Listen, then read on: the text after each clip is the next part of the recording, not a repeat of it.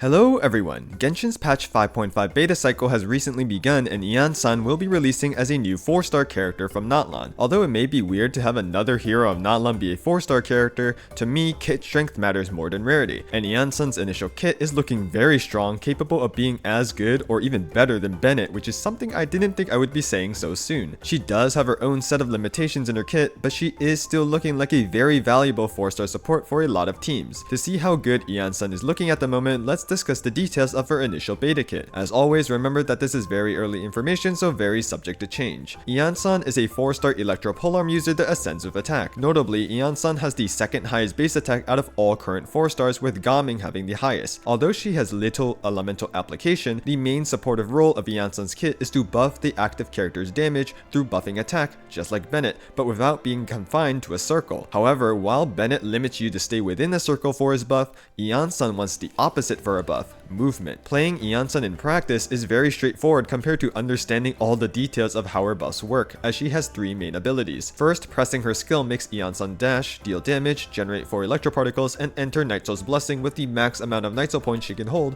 54. Holding the skill will make her run very fast for overworld exploration. Second, after pressing her skill, if Iansan normal attacks within 5 seconds, she will stomp on the ground, dealing AoE electro damage. This will be important for activating her A1 passive, which I will discuss later. Third, and most importantly, is Iansan's Elemental Burst. When used, Iansan deals AoE electro damage, restores 15 Nightsoul points and can enter Nightsoul's Blessing if she wasn't already, and spawns a kinetic energy scale that follows the active character around for 12 seconds and allows Iansan to stay in Nightsoul's Blessing while off field. This kinetic energy scale gives attack to the active character, scaling off of Iansan's own attack. At talent level 10, Iansan can give a maximum of 690 attack. With Constellations, a talent level 13 burst can give a maximum of 810 attack. However, the attack buff also depends on the amount of Nightsoul points Iansan has. If Iansan has greater than or equal to 42 Nightsoul points, the attack buff she gives will just be 27% of her total attack up to the cap. However, if she has less than 42 Nightsoul points, then the attack scaling will decrease based on how many Nightsoul points she has. Iansan will consume 6 Nightsoul points every second. Her skill gives her the max amount of points she can hold, 54, and using her burst generates 15 Nightsoul points. There are 2 main ways to gain more Nightsoul points to maximize her attack buff. First, while Iansan's burst is active, it will track how much distance your active character has moved in game and will restore Nightsoul points to Iansan based on how much movement there was every second. From what we know currently, any distance-based movement of the actual character model will count, including dashes, jumps, and plunges. It is also reportedly very sensitive, so things like burst animation, character swapping, and even standing still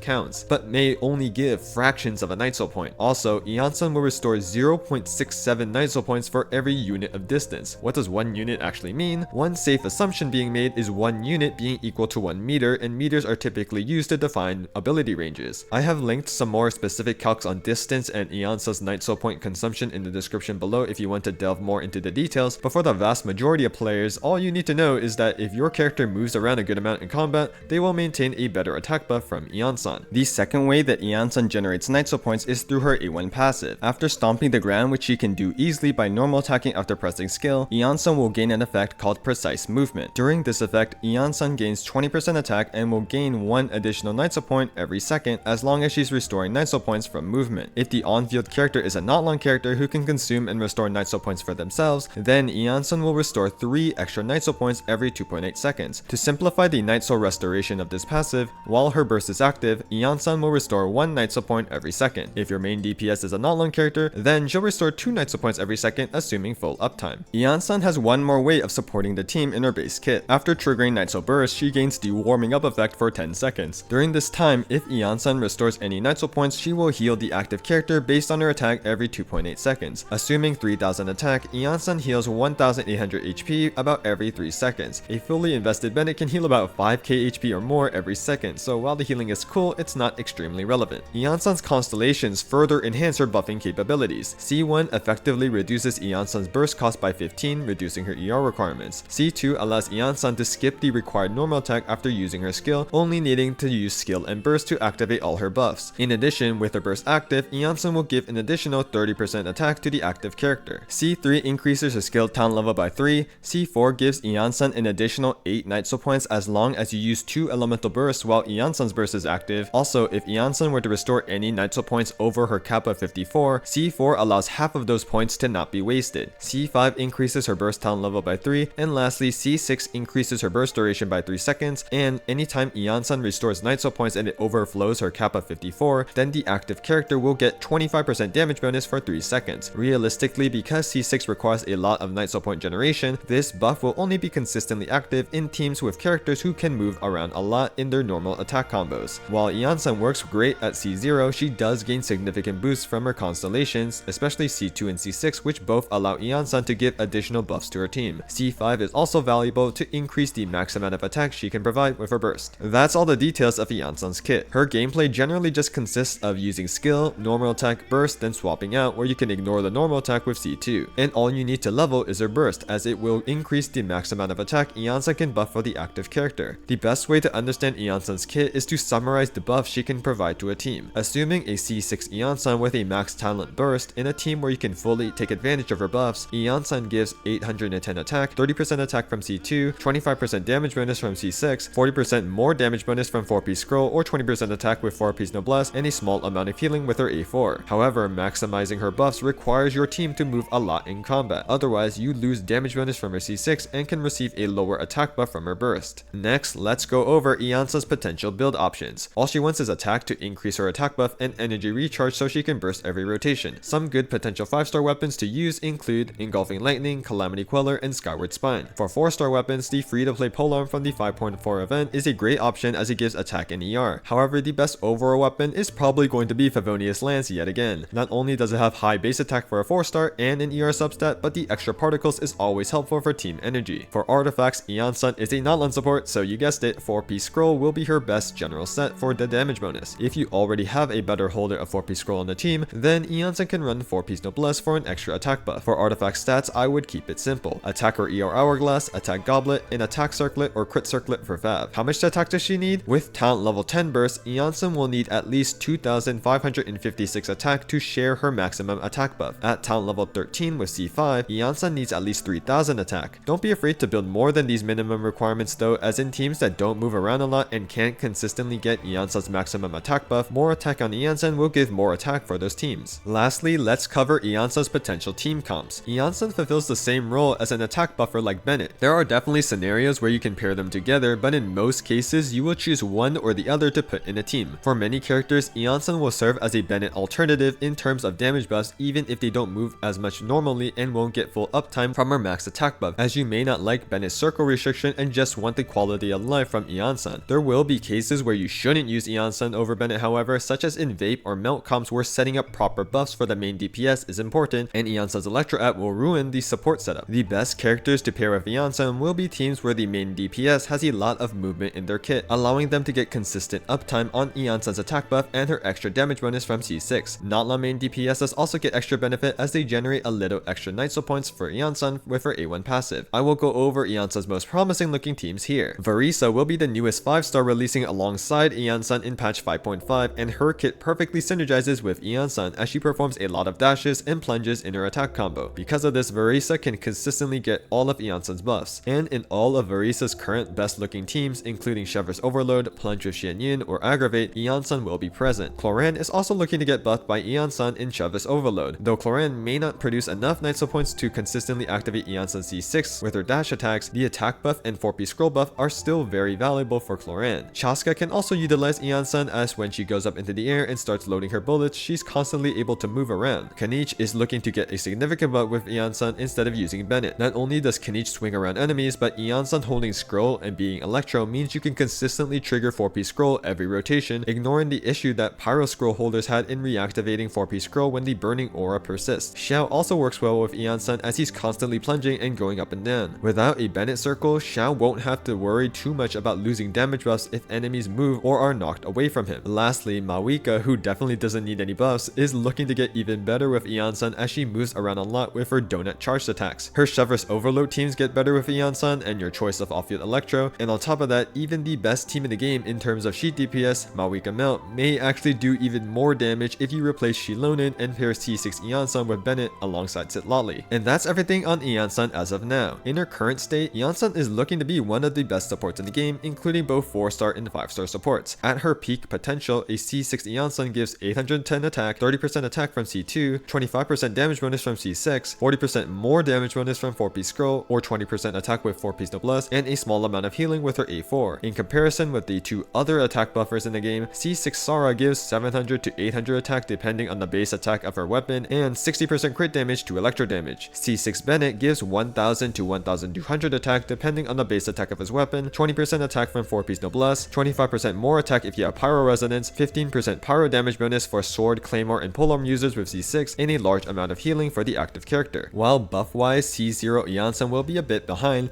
C2 Iansan is looking comparable to Bennett, while a C6 Iansan with all her buffs active will give more buffs than Bennett without being limited to a circle. However, Iansan has her own set of limitations. First, she is a bit more constellation dependent, as while Bennett C1 gives him most of his buffing capabilities, C2 gives Iansan an additional attack buff, and with C6 she gives even more damage bonus for teams that move around a lot, along with a burst duration increase. Second, instead of being confined to a circle, Iansan wants distant based movement in her teams to get full value out of her buffs. Without a lot of movement in normal rotations, teams likely won't get her C6 damage bonus buff and may get less attack from Iansan because she goes below 42 Nitsa points, although moving to reposition against enemies may alleviate this restriction in practice. Lastly, when deciding between Iansan or Bennett in a team, remember that Bennett is a very strong healer who is able to solo sustain on his own. Iansan's healing on the other hand is very weak, so if you need defensive utility alongside the damage buffs, you may find Bennett more helpful. Even with Iansan's limitations, she can still be a strong and versatile support. If you don't need the healing and are fine with potentially getting decreased damage buffs in lower mobility teams, she can replace Bennett in a lot of teams and perform fine if you don't want to deal with the circle shenanigans. And in the teams that do synergize well with Iansan's kit, she's looking like a strict upgrade. Iansan's biggest value is not her being a form of Bennett power creep. Her main value comes from being the game's second version of Bennett. Almost every single attack scaling DPS in the game is reliant on Bennett's attack buff to deal a lot of damage. Without his buff, many attack scaling carries do significantly lower damage. However, with only one Bennett and Spiral Abyss requiring 2 teams, you either ran 2 attack scaling teams with one not having Bennett, or you use one team that doesn't want Bennett like HP scalers or Dendro teams. With Iansan's release, this issue no longer exists if you want to run 2 attack scaling comps. Just run Bennett on one side and Iansan on the other with the option of pairing both together in one team if available. Will Iansan remain this strong throughout her beta? We'll just have to wait and see if HOYOverse decides to make significant changes to her kit in the upcoming weeks. I hope this initial overview and analysis on Iansan's kit was helpful to you all. I will continue to analyze any significant beta changes made to Iansan, so if you want to keep track of the beta changes, I highly recommend subbing to the channel to keep up to date with the latest beta news with TC influence analysis. If you have any questions, feel free to leave a comment or like the video if you enjoyed. And with that, I hope you all have a wonderful day.